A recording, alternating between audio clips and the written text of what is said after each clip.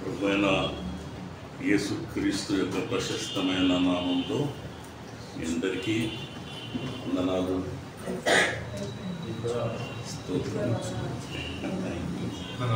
అందరు బాగున్నారు కదా? క్షేమంగానే ఉన్నారు.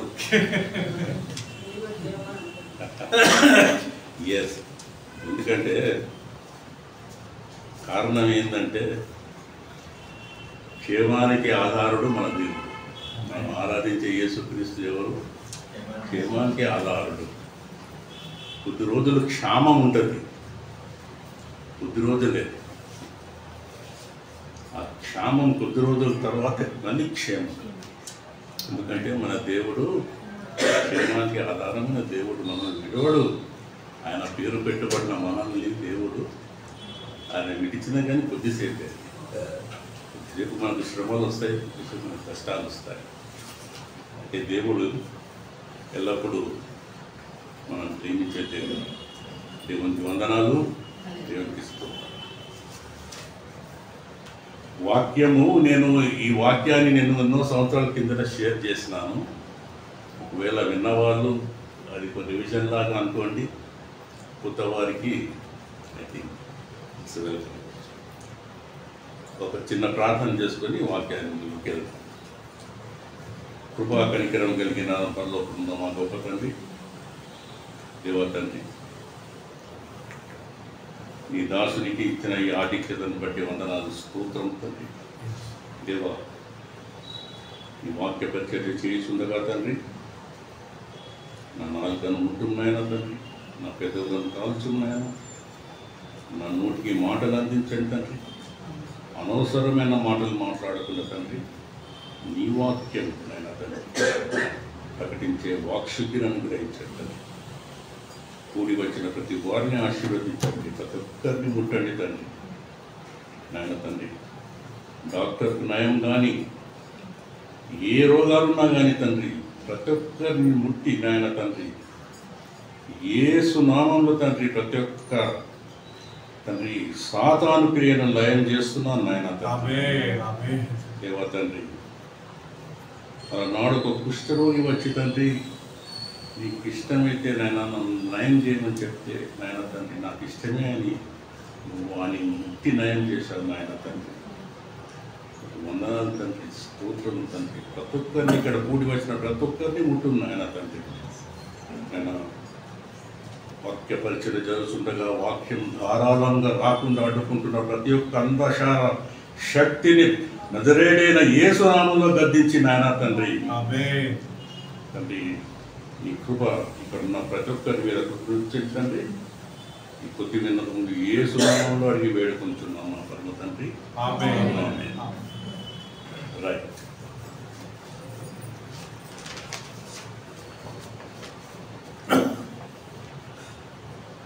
ఇక్కడ చిన్న స్కూల్ వేస్తే బాగుంటుంది గారు. వస్తుంది ఎందుకంటే మరి ఇక్కడ దాకానే. సో ఈరోజు మనము ధ్యానించబోయే అంశము యేసుక్రీస్తుతో మన ప్రయాణము, యేసుక్రీస్తుతో మనము నడుచుట, to walk with the Lord. మనము ఎన్నో పాటలు ఉన్నాయి అనుకుంటా యేసుక్రీస్తుతో నడిచే పాట. నిసాగిత యేసునితో కదా, యేసుతో నడిచేదా, యేసుతో గడిపేదా అనే మాట చాలా పాటలు ఉన్నాయి.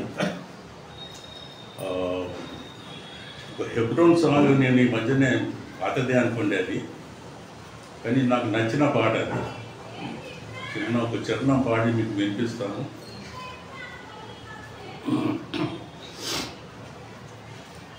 యేసుని వెలుగులో నడిచెదను, రాత్రింబగలాయనతో నడిచెదను, వెలుగులో నడిచెదను, వెంబడించెదను, యేసుడే నా రక్షకుడు. నడిచెదనే ప్రభు యేసునితో, నడిచెదనే నా ప్రభు హస్తముతో, ఆత్మలో పాడుచు సాగిపోదెదన్ యేసుడే నా ప్రియుండు. హల్లెలూయా. మంచి పాట. తబలా గిబులా ఉంటే సప్పటితో మంచిగా పాటించే పాట. ఓకే. లూకా రాసిన సువార్త 2వ అధ్యాయము 41 నుంచి 43 వచనాలు మనం చదువుకుందాం. పరిశుద్ధుడైన లూకా రాసిన సువార్త, the gospel according to doctor Luke, 2nd chapter 41 to 43. ఎవరైనా చదివి సహాయం చేయండి. పస్కా పండుగప్పుడు ఆయన తల్లిదండ్రుల ఎదుట యెరూషలేమునకు వెలుచుండువాడు. ఆయన 12 ఏళ్ల వాడై ఉన్నప్పుడు ఆ పండుగను ఆచరించుటకై వాడుక చొప్పున వారు యెరూషలేమునకు వెళ్ళిరి. ఆ దినములో తీరిన తర్వాత వారు తిరిగి వెలుచుండగా బాలుడైన యేసు యెరూషలేములో నిలిచింది. ఆయన తల్లిదండ్రులు ఆ సంగతి ఎరుగక ఆయన సమూహంలో ఉన్నాడని తలంచి ఒక దిన ప్రయాణము సాగిపోయి తమ బంధువులలో నిలవైన వారిలోనూ ఆయనను వెతుకుచుండే. Thank you. ప్రభు అయిన యేసు క్రీస్తు వారు ఫిలిప్పీలకు రాసిన పత్రిక 2వ అధ్యాయం 6వ వచనంలో చెప్పిన ప్రకారము మన గురించి తన శక్తి సామర్థ్యాలన్నీ త్యజించి, అంటే విసర్జించి, ఒక దాసుని స్వరూపం దాల్చి శిలువ మరణం పొందునంతగా ఆయనను తగ్గించుకొని నరశరీరధారిగా ఈ లోకానికి వచ్చిండు యేసుక్రీస్తు ప్రభు. మొదటి తిమోతి 6:16 చెప్పిన ప్రకారము యేసుక్రీస్తు వారు సమీపించరాని తేజస్సులో ఉండేవాడు. అమరత్వంలో ఉన్నట్టు అక్కడ రాస్తాడు పౌలు గారు. అయితే అటువంటి యేసుక్రీస్తు ప్రభువు ఫర్ అవర్ సేక్ ఒక దాసుని స్వరూపం దాల్చి ఎంతగా తను తాను తగ్గించుకున్నాడంటే శిలువ మరణం పొందినంతగా తను తాను తగ్గించుకొని ఈ లోకానికి వచ్చిండు. అయితే దేవుడు ఈ భూలోకంలో జన్మించి ఒక లేత మొక్క వలె ఎదుగుతున్నాడని చెప్పి యెషయా రాసిన గ్రంథము 53వ అధ్యాయము 2వ వచనంలో ఆ మాట రాసున్నది. ఏమని? యేసుక్రీస్తు వారు ఒక లేత మొక్క వలె ఈ భూలోకంలో ఆయన ఎదుగుతుండే సమయం ఉన్నదమ్మా. 52 ఎస్, లేత మొక్క వలె 53:2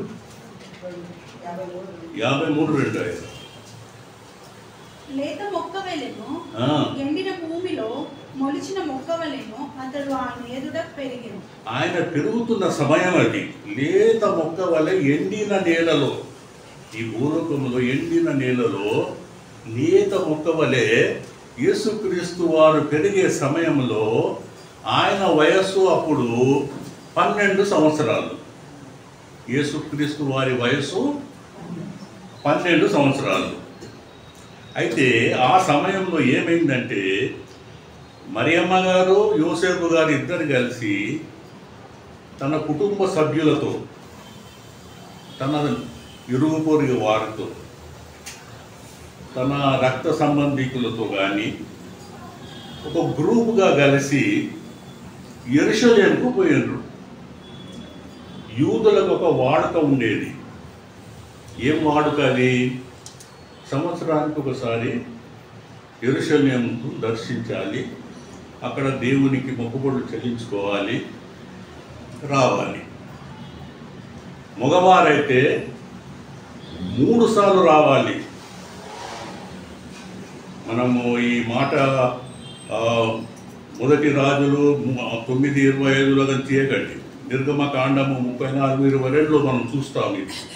ఇది కట్టడా, ఇది దేవుడు ఏర్పరిచిన కట్టడ యెరూషలేమునకు మీరు పోవాలి, మొక్కుబడులు చెల్లించుకోవాలి, రావాలి అని. ఆ ప్రకారమే మరియమ్మ గారు యోసేపు గారు ఏం చేశారు? యేసుక్రీస్తు ప్రభుని వెంట తీసుకొని 12 ఏళ్ళు. 12 ఏళ్ళు అంటే నీకెంత? నీకు పెద్దోళ్ళే, నీకంటే చిన్న, ఇంక 2 ఏళ్ళు. At the age of 12, Jesus was taken to the temple of Jerusalem along with his parents. అయితే ప్రతి వాడక ప్రకారం వీళ్ళందరూ పోతుంటారు, యాత్ర చేస్తుంటారండి, యెరూషలేము యాత్ర. అయితే ఈ యాత్ర చేసేటప్పుడు వీళ్ళందరూ పాటలు పాడుకుంటూ, అప్పుడు నడుచుకుంటే పోవాలా, పాటలు పాడుకుంటూ కీర్తనలు పాడుకుంటూ పోయేవారు. అందుకే మనం బైబిల్లో చూస్తాము 120వ కీర్తన నుండి 134వ కీర్తన, అంటే 15 కీర్తనలు. ఏం కీర్తనలు? అక్కడ రాసి ఉంటుంది చూడండి. 120 కీర్తన మీద ఏం రాసి ఉంది? దాని హెడ్డింగ్ 120 అన్నా, 121 అన్నా, 130 అన్నా, 131 అన్నా, 32, 33, 34 ఏం కీర్తనలు రాసి ఉంటుంది అక్కడ? యాత్ర కీర్తనలు. ఇవన్నీ ఏం కీర్తనలు? 15 కీర్తనలు యాత్రా కీర్తనలు. యాత్రా కీర్తనలు అంటే యాత్ర చేసేటప్పుడు పాడుకునే కీర్తనలు. పాడుకుంటా పోయేవారు యాత్రా కీర్తనలు. అట్లనే పోతుండ్రు, అట్లనే వస్తారు పాడుకుంటా ఈ కీర్తనలు. అయితే ఇక్కడ ఏమైందంటే వీళ్ళు పోయారు, మరియమ్మ గారు పోయారు, అక్కడ తమ మొక్కుబడులు చెల్లించుకున్నారు, అవన్నీ అయిపోయినాయి, కార్యక్రమాలు అయిపోయి తిరుగు ప్రయాణంలో రిటర్న్ జర్నీ, తిరుగు ప్రయాణంలో వీళ్ళు వస్తున్నారు. ఎక్కడికి పోతున్నారు? ఎక్కడి నుంచో వచ్చారో అక్కడికే పోతున్నారు. తిరుగు ప్రయాణం చేసుకుంటూ వీళ్ళు వెళ్తున్నారు. అయితే వీళ్ళు వెళ్తున్నారు కానీ యేసుక్రీస్తు ప్రభువును మాత్రము యెరూషలేములో వదిలేసింది. యెరూషలేములో వదిలేసి వెళ్తున్నారు మరియమ్మ గారు, యోసేపు గారు, అందరూ మంచిగా పాటలు పాడుకుంటూ రిటర్న్ అవుతున్నారు. వాళ్ళు ఏ భ్రమలో ఉన్నారంటే యేసుక్రీస్తు మాతోనే ఉన్నాడు, యేసుక్రీస్తు మాలోనే ఉన్నాడు, మా బంధువులోనే ఉన్నాడు, మా నిలవైన వారిలో ఉన్నాడు అని ఆ భ్రమలో వాళ్ళు ప్రయాణం చేస్తూ వస్తున్నారు బ్యాక్. కానీ యాక్చువల్గా యేసుక్రీస్తు ప్రభువు లేడు, అక్కడనే ఉన్నాడు. ఆయన యెరూషలేముని వదిలిపెట్టేసాడు. వీళ్ళు వస్తున్నారు. అట్లా ఆ భ్రమలో వాళ్ళు ఒకరోజు ప్రయాణం చేశారు,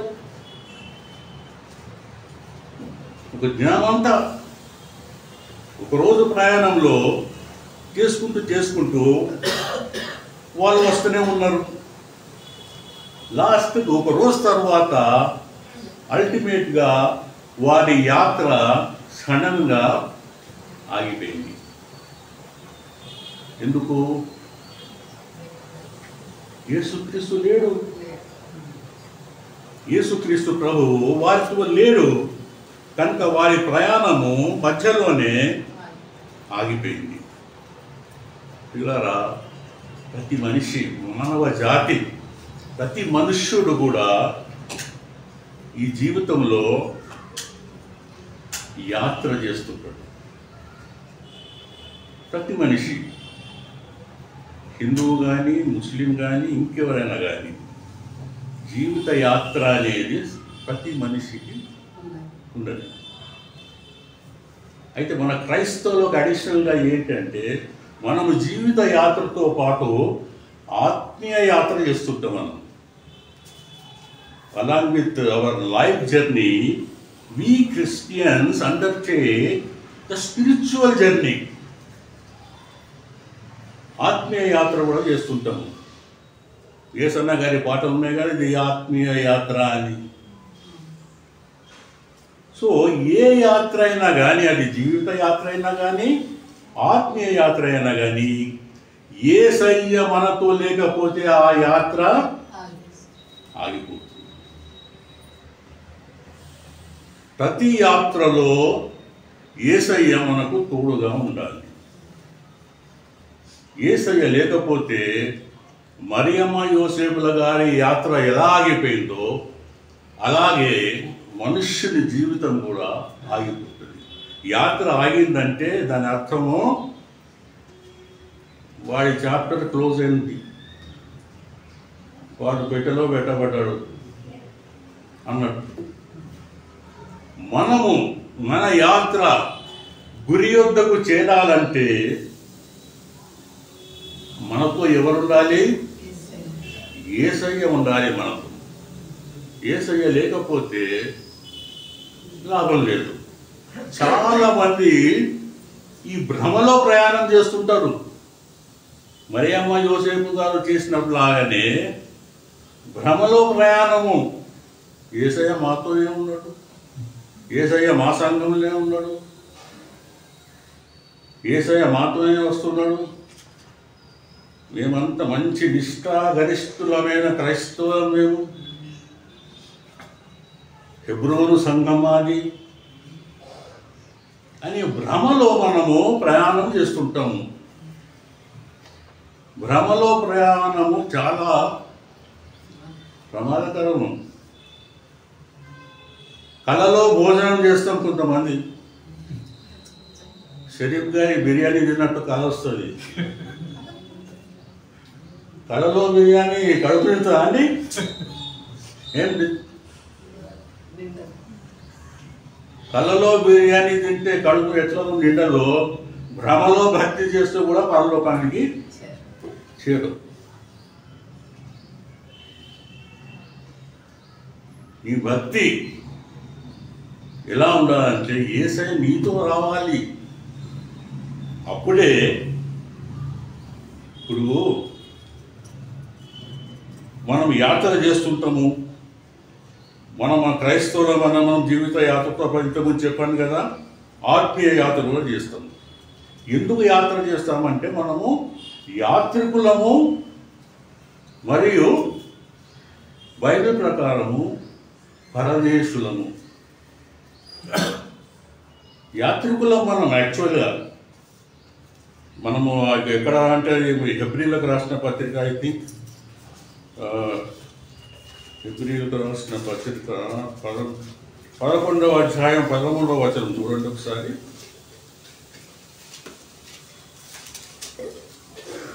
హెబ్రీ 11:13. వీరందరూ ఆ వాగ్దానం ఫలము అనుభవింపకపోయినను దూరం నుండి చూసి వందనం చేసి తాము భూమి మీద పరదేశులము యాత్రికులమై ఉన్నాము. మనము భూమి మీద పరదేశులము, యాత్రికులము. Hebrew 11:13, God says you are the traveler. మనము పరదేశులము. ఈ దేశం మనది కాదు, ఈ ఊరు మనది కాదు. మన పౌరస్థితి ఎక్కడుంది? మన సిటిజన్షిప్ పరలోకంలో. పౌలు గారు చెప్తారు కదా, మనం పౌరస్థితి, మనం పరలోకంలో మన పౌరస్థితి ఉన్నది అని. కానీ మనము పౌరస్థితి పరదేశంలో ఉండి భూమి మీద మనము పర్మనెంట్ రెసిడెంట్స్ లాగా ఉన్నాము కదా. Transit passengers. మనం ఇక్కడి నుంచి అమెరికా పోవాలంటే మధ్యాహ్నం ఒక ట్రాన్సిట్ ప్లేస్ ఉంటుంది. జర్మన్ ఎయిర్లైన్స్లో పోవాలా, లుఫ్తాన్సా ఎయిర్లైన్స్లో పోవాలంటే ఫస్ట్ నిన్న వాడు ఫ్రాంక్ఫర్ట్ తీసుకుపోతాడు. అక్కడ ట్రాన్సిట్ ప్యాసింజర్ ఉంటావు నువ్వు. మళ్ళీ అక్కడి నుంచి వేరే ప్లేన్ పట్టుకొని అమెరికాకి వెళ్తావు. డైరెక్ట్ ఇక్కడ నుంచి ఫ్లైట్ ఉండదు అమెరికాకు, మధ్యాహ్నం ట్రాన్సిట్ ఉంటుంది. సో అటువంటి ట్రాన్సిట్ ప్యాసింజర్స్ మనం యాత్ర చేస్తున్నాం. మనము యాత్రికులం బైబిలే చెప్తుంది నువ్వు యాత్రికుని అని. కానీ మనం యాత్రికుల్లా ఉన్నాం కదా, ఉంటామా మనం? ఇక్కడనే అన్ని ఆస్తులు సంపాదించుకుంటాం, ఇల్లు కట్టుకుంటాం, కార్లు కొంటాం, అది చేస్తాం, ఇది చేస్తాం, ఇక పర్మనెంట్ రెసిడెంట్స్.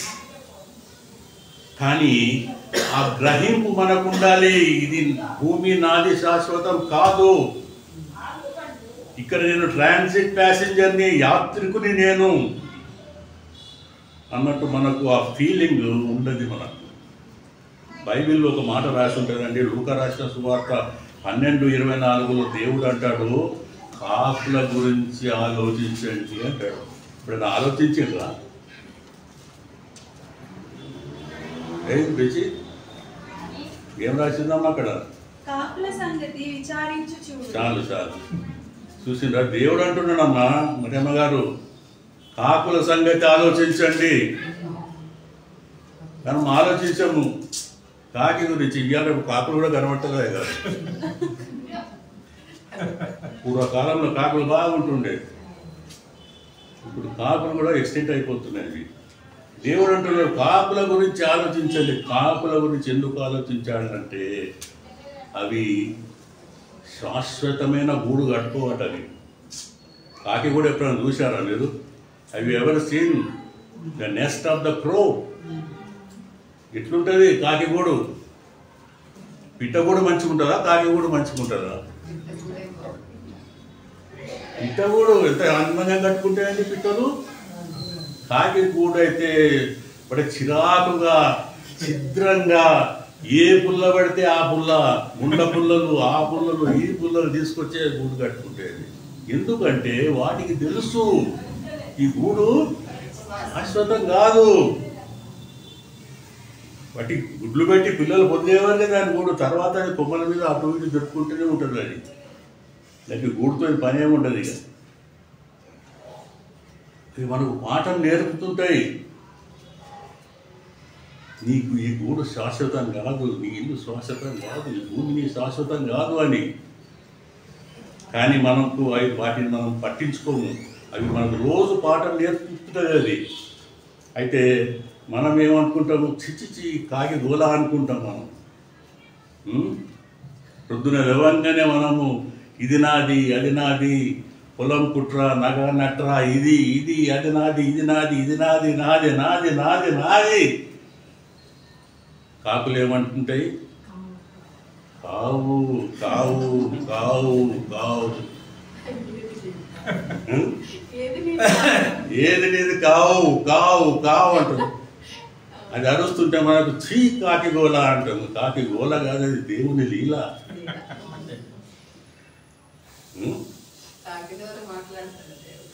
కాకి ద్వారా మనకు, కాకి ద్వారా పని చేయించిందేదండి. ఎలీషా గారికి మాంసం పంపించలేదా కాకి ద్వారా? పిల్లరా,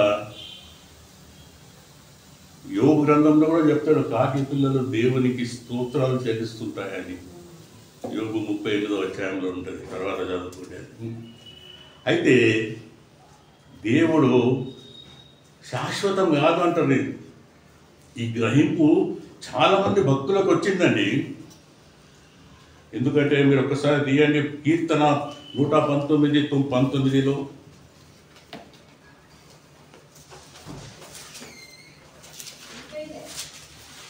119:19 దావీదు కూడా ఈ మాట అంటాడండి, నేను భూమి మీద పరదేశినై ఉన్నాను. చాలమ్మా, దావీదు గారు ఏమంటున్నారు? నేను ఈ భూమి మీద పరదేశినై ఉన్నానయ్యా అని చెప్తున్నాడు. తర్వాత మన ఈ మాట ఇంకా ఎవరంటారంటే అబ్రహాం గారు కూడా ఇంతకుముందు అన్నది మాట 11:13 చదివాం కదా. ఎప్పుడు 11:13 చదవలేదా మనం? అంటే అబ్రహాం గారు అదే అంటారు, మనం పరదేశంలో అంటాడు. మోషే గారికి కూడా ఈ సంగతి గ్రహించి మోషే గారు, మోషేకు సిప్పోరాకు పుట్టిన కొడుకు పేరు ఏం పెడతారు తెలుసా? తీయండి, నిర్గమకాండము 2:22.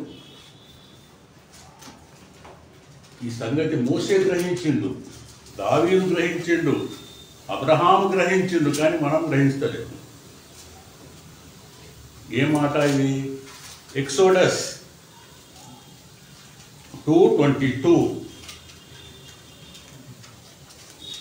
ఆమె యొక్క కుమారుని కనినప్పుడు మోషే, నేను అన్య దేశంలో పరదేశినై ఉంటిననుకొని వానికి గెర్షోము అని పేరు పెట్టాను. మోషే ఎందుకు పేరు పెట్టిండమ్మా గెర్షోము అని? గెర్షోము అంటే కింద ఫుట్ నోట్లో ఉంటుంది, అది పరదేశి. ఎవరన్నా కొడుకులకు పరదేశి, పాడుముఖకుడు, పరాయుడు అని పేరు పెట్టుకుంటారా అండి? ఏం ఇయాదపు పేర్లు ఎట్లా పెడతారండి? నెట్లో తిరిగేసి ఇంటర్నెట్లో గూగుల్ సర్చ్లో దాంట్లో దీంట్లో పోయి ఆ పేరు ఈ పేరు నోరు తిరగని పేరు కూడా పెట్టుకుంటారు ఇవాళ కదా.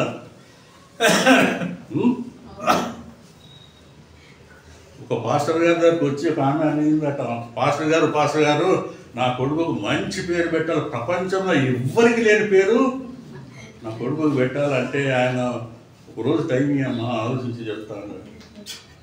పాస్టర్ గారు తీవ్రంగా ఆలోచించి నెక్స్ట్ డే చెప్పారట, నీ కొడుకు పేరు ఆమోదా అన్నాడట. అదేంటండి ఆంబోతులాగున్నది, ఈ పేరు ఎందుకు అని. అది కాదమ్మా, ఆమోదా అబ్రహాం నుంచి ఆ, మోషే నుంచి మో, దావీదు నుంచి దా. అంత మంచి పేరు పెడితే నువ్వు ఎట్లా అంటావన్నా? అంటే ప్రపంచంలో లేని పేరు అంటే ఎట్లుంటుంది మరి? కానీ ఇక్కడ మోషే ఒక గ్రహింపు ఉన్నది మోషేకు. ఏం గ్రహింపు అది? నేను ఈ లోకంలో పరదేశి అన్న గ్రహింపు అని అక్కడ రాస్తారు, అక్కడ ఎక్స్ప్లెనేషన్ కూడా. గెర్షోము అని పిలిచినందుకు కొడుకుని ఎప్పుడన్నా అది జ్ఞాపకం వచ్చేస్తుంది. పరదేశిని లోకంలో ఈ ప్రాంతంలో నేను పరదేశి రిమైండ్ చేసుకుంటుంది ఆయనకు.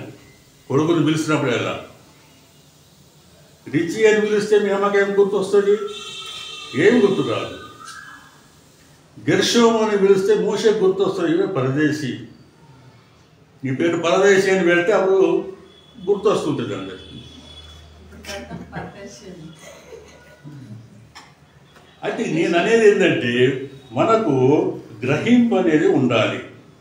మనం కూడా ఈ ఈ ఈ భూమిని శాశ్వతం కాదు, ఏదో ఒక రోజు మనము ఈ భూమిని వదిలిపెట్టి పోవాల్సిందే.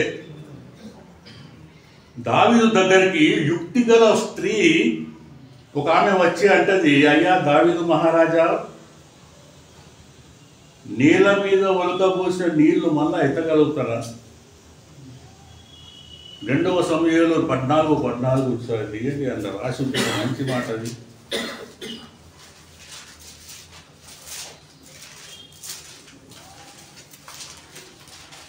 రెండవ సమయాలు 14 మీరు నోట్ చేసుకోవాలి ఇవన్నీ. మనందరము చనిపోవడము కదా, నేలను ఒలిపిన మీద మరలా ఎత్తలేని నీటి వలె ఉన్నాం.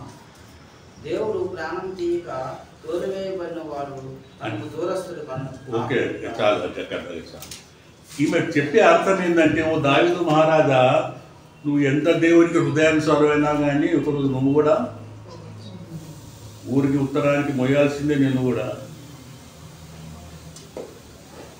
అని అర్థం ఇచ్చినట్టు చెప్తే ఆమె అక్కడ శాశ్వతం కాదు. మన జీవితము ఉలకబోసిన నీళ్ళ లాంటిదట, మళ్ళా ఎత్తలేము. ఇక ఒకసారి గాన్ అంటే గాన్ కేస్ అంతే. సో ప్రభువు మనతో ఉండాలంటే, మన యాత్ర సతీగా సాగాలంటే మనము ప్రభువుని కోరుకోవాలి. యేసు ప్రభువా, నేను నాతో రావాలి, నా యాత్రలో నీ సహాయం నాకు కావాలి అని యేసు ప్రభువుని కోరుకోవాలి. చాలామంది యేసు ప్రభువుని కోరుకోరు, యేసు ప్రభువులో ఉన్నాయి కోరుకుంటారు. యేసు ప్రభువా, నీలో స్వస్థత ఉన్నది, అది నా శరీరంలో పెట్టేసే. యేసు ప్రభులో నీలో బుద్ధి జ్ఞానం ఉంది, అది నా బుర్రలో పెట్టే. సర్వ సంపదలు సర్వ ఐశ్వర్యము నీలో గుప్తమై ఉన్న యేసు ప్రభు ఆయన నా జేబులో పెట్టే. 1 కోటి రూపాయల మూడ నా నెత్తి మీద వేసాయి. ప్రార్థన చేయమంటే ఇవే అడుగుడి మీకు ఇవ్వబడును అన్నావు కదా, అడుగుతూనే ఉంటారు అడుగుతూనే ఉంటారు అడుగుతూనే ఉంటారు. అది ఇయ్యు ఇది ఇవ్వు, అది ఇవ్వు ఇది ఇవ్వు, అది ఇవ్వు ఇది ఇవ్వు. యేసు ప్రభువుని కోరుకోరు, యేసు ప్రభులో ఉన్నవి కోరుకుంటాం మనం. ఒక రాజుగారు తన దగ్గర పనిచేసే 2 సర్వెంట్స్ పిలిచి, చాలా నమ్మకస్తున్న సర్వెంట్లు, మీరు చాలా మంచిగా పనిచేసిండ్రు, ఇవి అక్కడ పెట్టాను 3 పెట్టెలు పెట్టాను, 1 పెట్టెలో వజ్రాలు, 1 పెట్టెలో బంగారము, 1 పెట్టెలో వెండి, ఏది ఇచ్చి కావాలో తీసుకోపోండి అని చెప్పారు. మొదటివాడు వచ్చేసి వజ్రాల పెట్టెని ఎత్తుకోపోయాడు. రాజుగారు ఇంకో పెట్టె పెట్టించాడు వజ్రాల పెట్టె. సెకండ్ వన్ పోరా నువ్వు కూడా తీసుకో. వాడు పోయి రాజుగారిని ఎత్తుకున్నాడట. ఎత్తుకొని పరిగెత్తనే ఉన్నాడు వాడు ఒరే బాబు దించరా పడిపోతే దించరా అంటే, నీళ్ళే నన్నెందుకు రాకడ వజ్రాల పెట్టే, బంగారు పెట్టే, వెండి పెట్టేది కావలసిన 3 పెట్టెలు తీసుకోపు, నన్నెందుకు తీసుకోబోతున్నావు అంటే, రాజా నువ్వు నా వాడివైతే ఈ రాజ్యం నాది కాదా, ఈ రాజ్యంలో ఉన్నాయన్ని నాది కాదా.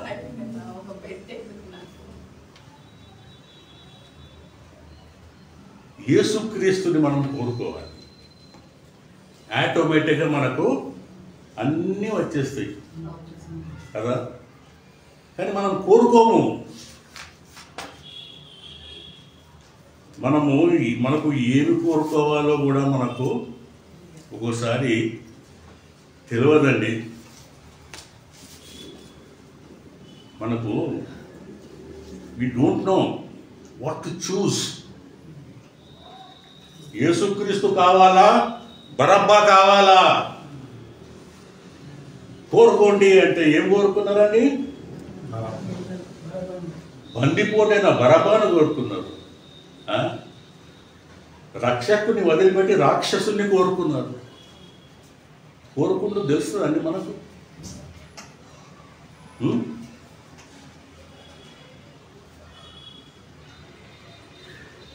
రాజుగారు ముందు మంచిగా నాట్యం చేసింది ఆమె, చాలా బాగా నాట్యం చేసి రాజుగారిని మెప్పించింది. రాజుగారు చాలా హ్యాపీ అయిపోయి ఏం కావాలో కోరుకో అంటే, బాప్తిజం ఇచ్చుడు యోహాను తలకాయ కావాలి నాకు. తలకాయను కొట్టించి ప్లేట్లో పెట్టి తీసుకొచ్చి ఇచ్చారు ఆమెకు. ఆ పిల్లలు ఏం చేసుకుంటుందండి? పులుసు పెట్టుకుంటుందా తలకాయ? వేట మాంసం అయితే పులుసు బాగుంటుంది కదా. తలకాయ సిస్టర్ వండుకో వండదు. అదే కొంతమందికి రాదు, కానీ పులుసు భలేగా ఉంటుంది.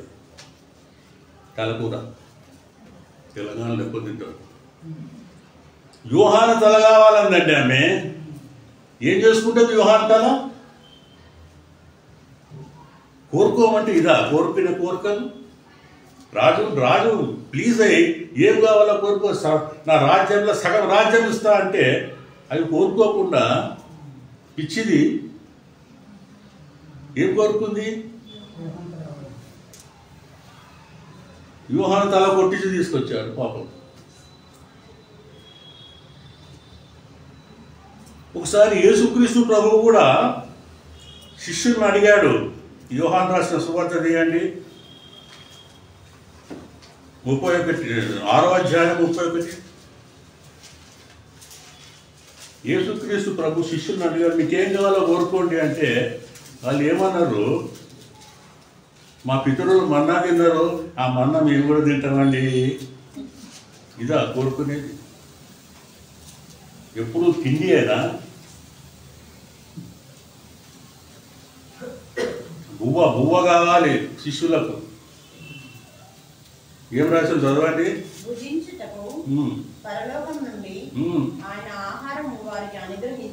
వారి పితరులకు అనుగ్రహించాను. మన పితరులు అరణ్యంలో ఉన్నారు. రహస్యంగా మన్నాను భుజించరని ఆయనతో చెప్పింది. 49వ వచనంలో కూడా ఏం రాసిందండి? అది మాకు కూడా మన్నా కావాలంటే దేవుడు అంటాడు, మీ పితరులు అరణ్యంలో మన్నాను తినినను చనిపోయి. మన్నాను తిన్నాను కానీ మట్టి కలిసిపోయారు వాళ్ళు. మీరేదో మన్నగాల పెద్ద కోరుకుంటున్నారు. ఏం కావాలో కోరుకున్నట్టు ఈ కోరికనా అండి? అదేదో మన్నా తింటే కలకాలం బ్రతుకుతారన్న ఇది దాంట్లో మోషన్లో విన్నారు వాళ్ళు. మన్నా తిని కూడా చచ్చిపోయారు అరణ్యంలో. ఇప్పుడు దేవుడు అంటాడు, నా రక్తము త్రాగి నన్ను తినేవాడే. 53వ వచనం ఏం రాసింది? కావున యేసు ఇట్లనే, మీరు మనుష్య కుమారుని శరీరము తిని ఆయన రక్తము త్రాగితేనే గాని మీలో మీరు జీవం గలవారు కాదు. మీరు మన్నా తింటే అది తింటే ఇది తింటే ఏం ప్రయోజనం లేదు. నా శరీరము తిని నా రక్తం త్రాగువాడే నిత్య జీవం గలవాడు. నా రక్తం త్రాగువాడే నిత్య జీవం గలవాడు. Whoever eats my body and drinks my blood, he only has eternal life. అన్నాలు గిన్నాలతో పని లేదన్నాడు దేవుడు. శిష్యులు కోరుకోమంటే అది కోరుకున్నారు. మనకు కోరుకుంటూ తెలియదు. నేను సిటీలో పనిచేసేటప్పుడు ముషీరాబాద్ పోలీస్ స్టేషన్లో ఎస్ఐగా పనిచేసేటప్పుడు 1976 ముషీరాబాద్ జైలు ఫేమస్ జైలు ఉండే అప్పుడు. ఇప్పుడు గాంధీ హాస్పిటల్ అయింది. అప్పుడు ఏముండే అప్పుడు సెంట్రల్ జైల్ ముషీరాబాద్. అక్కడ ఒక ఖైదీ చచ్చిపోయిందండి, ఆత్మహత్య చేసుకున్నాడు. నేను వెళ్ళాను అక్కడికి. శివ పంచనామా అవి ఇవి చేయాలి కదా. అంతా అయిపోయినాక జైలర్ని అడిగాను, ఇక్కడ ఈ ఉరి తీస్తారు కదా, ఆ ప్లేస్ ఎట్లుంటుందో ఒకసారి చూపించండి, నాకు చూడాలని ఉంది అని చెప్తే, రండి సార్ అని చెప్పి ఆ ఉరికంబం ప్లేస్ 2 మనుషులను ఒకటేసారి ఉరి తీసే ఫెసిలిటీ అక్కడ ఉండే ముషీరాబాద్ జైల్లో. అది చూపించాడు. సార్ ఇట్లా నిల్చుండబెడతాము, ఆయనకి ఇట్లా ముసుకేస్తాము, ఈ తాడు ఇట్లా తలిగిస్తాము, కింద ఒక లివర్ ఉంటుంది, దాన్ని ఇట్లా గుంజంగానే కిందికి వెళ్ళి ప్లేట్ జరిగిపోతుంది, వాడు కింద పడతాడు, చచ్చిపోతాడు. అయితే నేను అడిగిన ఆ జైలర్ను, ఈ చచ్చిపోయే ముందు వానికి ఏదో కోరిక ఉంటుంది అట కదా, లాస్ట్ కోరిక తీరుస్తారా అండి మీరు? ఏసే సార్, దానికి ఒక రిజిస్టర్ ఉందని ఒక రిజిస్టర్ తీసుకొచ్చి నాకు చూపించాడు. ఆ రిజిస్టర్లో చూస్తుంటే ఒకడు వాని ఆఖరి కోరిక ఏంటి అంటే పుల్లారెడ్డి స్వీట్లో లడ్డు కావాలన్నాడు. వాడు మరి మంచిదో ఇదేదో తెలియదు. నా భార్య పిల్లలను చూడాలని ఉందండి, పెళ్లి కాకపోతే నా తల్లిదండ్రులను చూడాలని ఉంది. ఏదైనా క్రైస్తవుడైతే పాస్టర్ను, హిందూ అయితే పూజారిను, ముస్లిం అయితే మౌలానో గిలానో పిలిపియండి ఒకసారి ప్రార్థన చేయించండి, అది ఇదని అది కోరుకుంటారు. కానీ వీడేం కోరుకున్నాడు? లడ్డు అండి, మోతీచూర్ లడ్డు. అక్కడ రాసింది, అక్కడ రిజిస్టర్లో. కొంతమందికి కోరుకుంటూ తెలియదు. అర్థమైంది కదా. ఎవరిని కోరుకోవాలి మనము? యేసయ్యను కోరుకోవాలి, దేవుణ్ణి కోరుకోవాలి. దేవునిలో ఉన్నాయి కాదు, దేవుణ్ణి కోరుకుంటే అప్పుడు దేవుడు మనతో వస్తాడు. మన యాత్ర ముందుకు సాగాలంటే ఎక్కడ ఆగకుండా పరలోకం వరకు మన యాత్ర సాగాలంటే మనము యేసయ్యను నాతో ఉండాలి. యేసయ్య మనతో ఉంటే అన్నీ మనకు దొరుకుతాయి. వాడు 0 ఉన్నా కానీ ఏమవుతాడు? హీరో అవుతాడు. Very good. 0 నుంచి హీరో కావాలంటే యేసయ్య తోడు ఉండాలి. విన్నారా? ఎందుకంటే ఆయనే మన కాపరి, ఆయనే మన ఊపిరి, ఆయనే మన మేపరి కదా, మంచి కాపరి కదా. కనుక మనము యేసయ్యను కోరుకోవాలి. అయితే ఇశ్రాయేలు వారు అరణ్య యాత్ర చేశారు, మీ అందరికీ తెలుసు. అరణ్య యాత్ర ఈజిప్టు నుండి కనాను వరకు యాత్ర చేశారు. ఆ యాత్ర సజావుగా సాగిందంటే దానికి కారణము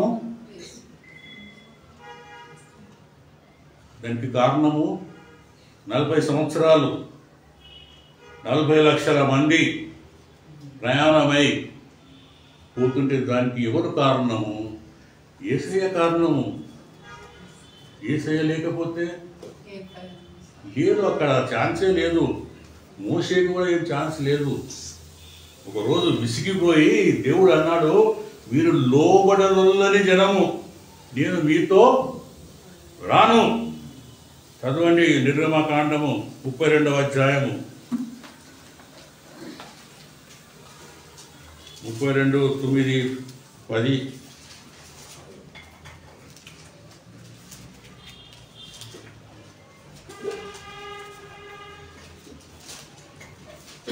మరియు యెహోవా ఇట్లనెను, నేను ఈ ప్రజలను చూచి ఉన్నాను, ఇదిగో వారు లోబడనున్నని ప్రజలు, కావున నీవు ఊరకుండుము, నా కోపము వారి మీద మండును, నేను వారిని కాల్చివేసి నిన్ను గొప్ప జనముగా చేసేదనని మోషేతో చెప్పగా. 33:3 కూడా చూడండి. అట్లే నెక్స్ట్ అధ్యాయం 3వ వచనము, మీరు లోబడనున్నని ప్రజలు కనుక నేను మీతో కూడా రాను. బస్ ఏమన్నాడు దేవుడు?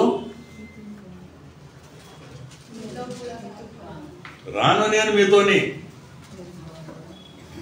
మీరు చూసుకోండి, మీ సంగతి మీరు చూసుకోండి. నేను మాత్రం మీతోని రాను. మీరు లోబడని జనము, నా మాట వినని జనము. You don't listen to me at all. Why should I come with you? I will not come with you. Go to hell అన్నట్టు చెప్పేశాడు దేవుడు. ఏం చెప్పాడు? నేను మీతో రాను అనగానే మోష, సర్లే ప్రభువా, ఇన్ని రాళ్ళు మాతో వచ్చావు, ఇక నువ్వు కొంచెం రెస్ట్ తీసుకోలే, 40 లక్షల మంది ఉన్నారు, 6 లక్షల కాల్బలం ఉన్నది, నేను పోతాలే అని చెప్పి మోష చెప్పిండా? తర్వాత ఏం రాస్తుందో చూడండి. అక్కడ 33 తర్వాత 33:15లో ఏమన్నాడు? కాగా యెహోవా 33:15 మోషే నీ సన్నిధిని రానియడలా. అప్పుడు మోషే ఏమన్నాడంటే, నీ సన్నిధి మాతో రానియడలా ఇక నుండి మిమ్మును తోడుకొని పోము. ఒక్క అడుగు కూడా మేము ముందుకేయం. ఎప్పుడైతే దేవుడు రాను అని చెప్పాడో అప్పుడు మోషే అన్నాడు, దేవా నీ సన్నది మాతో రానిచో మేము ఇక్కడి నుంచి కదలగలం. మోషేకు తెలుసు 40 లక్షల మందిని నేను ఎట్లా తోడుకొని పోవాలి కనాను దేశానికి. వాళ్ళకి బువ్వా తువ్వా ఎవరు చూసుకోవాలి? 40 లక్షల మందికి భోజనం పెట్టాలంటే 2 మైళ్ళు పొడవున్న 2 గూడ్స్ రైలు కావాలి. అక్కడ భోజనం తీసుకెళ్తారు వాళ్ళకు, రైసు పప్పులు గిప్పులు. అప్పుడు గూడ్స్ రైలు ఎక్కడ ఉన్నాయి? అప్పుడు వండు వారసుడు సరే అటు పెట్టండి, చేతులు కడుక్కొని మూతులు తుడుచుకోవాలంటే 2 కోట్ల లీటర్ల వాటర్ కావాలి. ఎక్కడ చేస్తావు వాటరు? మన దేవుడు కరుణగల దేవుడు. అందరూ ఒకే పానీయం, ఒకే ఆహారం భుజించేది, ఒకే పానీయం తాగేది. యేసుక్రీస్తు ప్రభు తానే బండగా మారి బ్రద్దలు చేసుకొని వాళ్ళకి ఏమిచ్చాడు? నీళ్ళు ఇచ్చాడు. 40 లక్షల మందికండి మామూలుగా 40 లక్షల మందిని పోషించాడు దేవుడు. మనకు 4 రోజులు మన ఇంటికి చుట్టాలు వేస్తే బెజార్ అయిపోతాం. మొదటి రోజు కోడి గీడి వండి పెడతాం. అమ్మా మంచిగా పిలుచుకోము. 2వ రోజు 3వ రోజు 4వ రోజుకు పచ్చడి పచ్చి అంతే. ఇక మరి ఒక రోజు చూస్తాం కానీ వాడు పోయే ఇదే తెలియదు చుట్టాం. మరి ఫస్ట్ ప్రేమనా అని కాలు కింద పెట్టాడు. కూర్చోండి బాగారు, మీరు కూర్చోండి అని చెప్పేసి అది చేసి ఇది చేసి అది చేసి కోడి బీడి పోసి చేసి బిర్యానీ గిర్యానీ తెప్పించి చేసి 2వ రోజు కదులుతలేడు వాడు. ఇంకా పోతలేడు ఏదో చేసి ఏమబ్బా ఏముందో చూడు ఆ ఫ్రిడ్జ్లో రాత్రి ఏమన్నా కూర మిగిలిందా.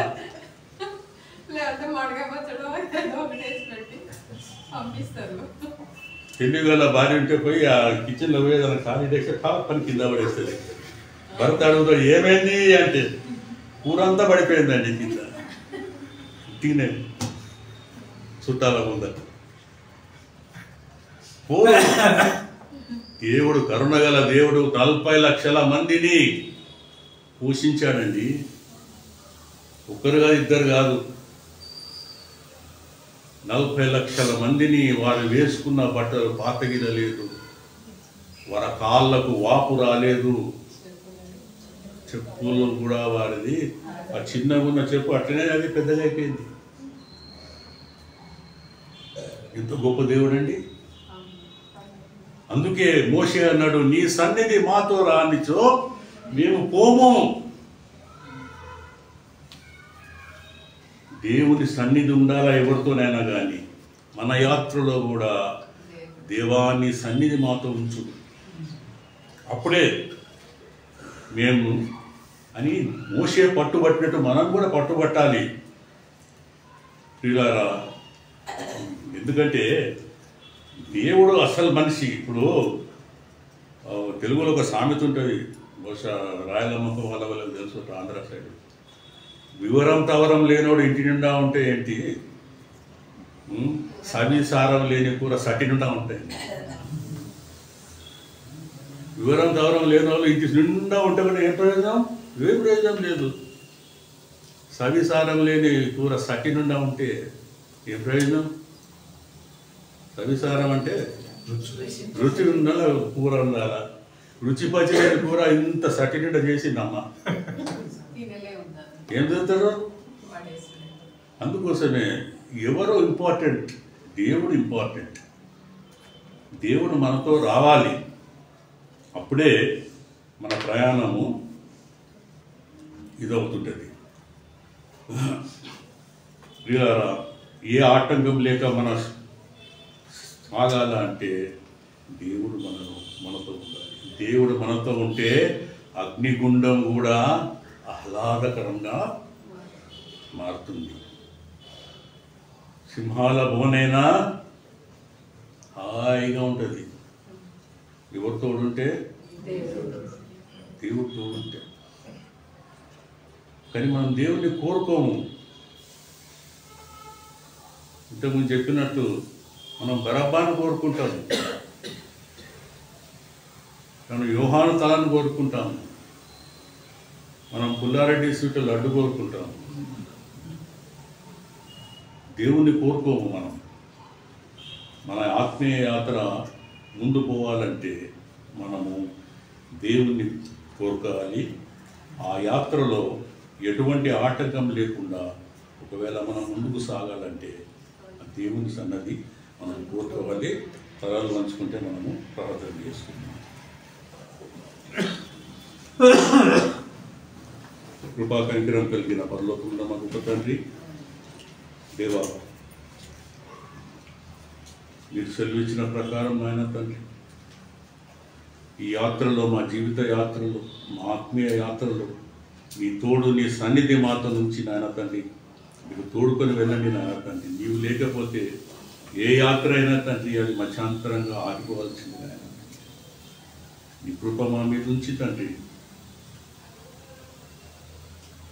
మేము చేసే ఈ జీవిత యాత్రలో నీ తోడు, నీ సన్నిధి మాతో నుంచి చేరవలసిన గమ్యానికి నాయన చేర్చి ఈ